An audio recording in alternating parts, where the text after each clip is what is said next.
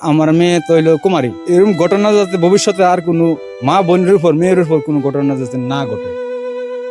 স্ক্রিনে যে গোলাপ গাছটি দেখছেন এটি ময়মনসিংহের হালুয়াঘাটের একটি প্রত্যন্ত গ্রামের বাড়ির উঠোনে পরম যত্নে লাগানো।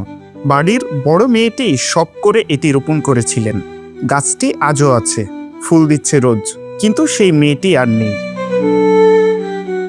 2025 সালের 19 অক্টোবর এই বাড়ির একটি কক্ষ থেকেই উদ্ধার করা হয় 20 বছর বয়সী সেই তরুণীর নিথর দেহ। শেরপুর সরকারি কলেজের অনার্সের এই শিক্ষার্থী কেন আত্মহননের পথ বেছে নিলেন সে প্রশ্নের উত্তর মেলেনি এখনো। চলে যাওয়ার আগে তরুণীটি 2 পাতার একটি চিরকুট রেখে যান, যেখানে লেখা, আমার মৃত্যুর জন্য দায়ী আমার দুর্ভাগ্য, এই দুনিয়া থেকে মন উঠে গেছে, তাই চলে গেলাম। কিন্তু সেই চিরকুটে একটি বিশেষ অনুরোধ ছিল। তিনি লিখেছিলেন, আমার যেন ময়নাতদন্ত করা না হয়। হয়তো কোনো এক অজানা আশঙ্কা থেকেই তিনি নিজের শরীরের মর্যাদাটুকু রক্ষা করতে চেয়েছিলেন। মেয়ের শেষ ইচ্ছার কথা বলতে গিয়ে কান্নায় ভেঙে পড়েন মা। আমার মেয়ের মতন এত ভালো মেয়ে নাই, সে সব দিক দিয়ে ট্যালেন্ট ছিল, লেখাপড়ার দিক দিয়ে, সব দিক দিয়ে, মেধার দিক দিয়ে, সব দিক দিয়ে। সে বলছে আমি লেখাপড়া করি, লেখাপড়া করলে এর চেয়ে ভালো চাকরি আমি করতে পারবো। সে বলছে পুলিশের চাকরি আমি করবো কেন, আমি যদি এর চেয়ে বড় কিছু হয় পুলিশ আমার পিছনে ঘুরবে, আমাকে পাহারা দিবে পুলিশ। সে এত বড় মনের আশা ছিল তার। আইনি বাধ্যবাধকতায় 20 অক্টোবর সকালে মরদেহ পাঠানো হয় ময়মনসিংহ মেডিকেল কলেজের মর্গে। শুরু হয় ময়নাতদন্ত, কিন্তু সেখানেই ঘটে এক অবিশ্বাস্য এবং লোমহর্ষক ঘটনা। ময়নাতদন্ত চলাকালীন চিকিৎসক কিছু অস্বাভাবিক আলামত পান এবং পুলিশকে অবহিত করেন। জানা যায় মর্গ সহকারী আবু সাইদ মৃতদেহের অবমাননা করেছেন।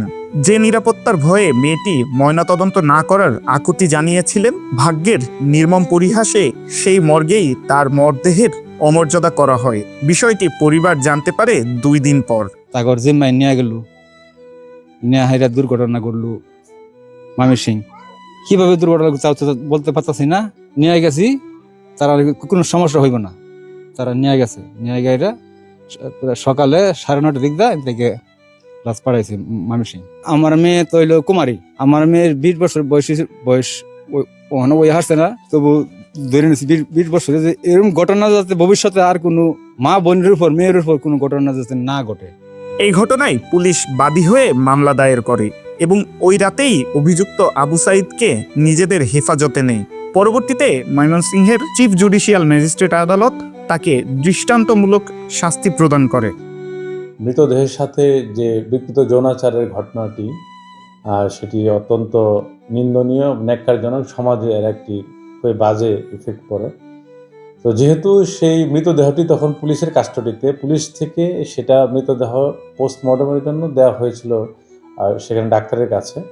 তো যেহেতু পুলিশ মৃতদেহটি ক্যারি করেছিল, সেই জন্য পুলিশ, আমরা নিজেরাই দায় নিয়েছি। আমরা চাইলে অন্য কাউকে বাদী করতে পারতাম, কিন্তু এটা আমাদের আইনি এবং নৈতিক বাধ্যবাধকতায় আমরা নিজেরাই বাদী হয়ে মামলা করেছি এবং খুব অল্প সময়ের মধ্যে এই ঘটনার সাথে যে জড়িত তাদেরকে আমি বের করেছি এবং সে ফৌজদারি কার্যবিধি অনুসারে আদালতে স্বীকারোক্তিমূলক জবানবন্দি দিয়েছে। এদেশে তাই বলে নারীর মৃতদেহেরও নিরাপত্তা থাকবে না? আমাদের দেশের মর্গগুলোতে নারীদের মরদেহের সুরক্ষায় কি তবে আরো কঠোর ব্যবস্থা বা নারী ডোম নিয়োগের সময় আসেনি? এমন প্রশ্ন সচেতন মহলের। মৃত্যুর পর মানুষের সকল অধিকার শেষ হয়ে যায় না। দাফন বা সৎকার হওয়ার আগ পর্যন্ত প্রতিটি মরদেহের মর্যাদা রক্ষা করা রাষ্ট্রের দায়িত্ব।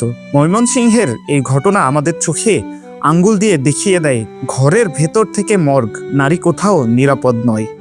যে সমাজে এই পৈশাচিক মানসিকতার দেখা মিলেছে তা আইনানুগভাবে শিগগির নির্মূল করা না গেলে এ সমাজের পতন ঠেকানো অসম্ভব। তাই সময় থাকতে কার্যকরী ব্যবস্থা নেবে সরকার, এটাই প্রত্যাশা সবার। আজবার রাজ, বাংলা নিউজ, ঢাকা।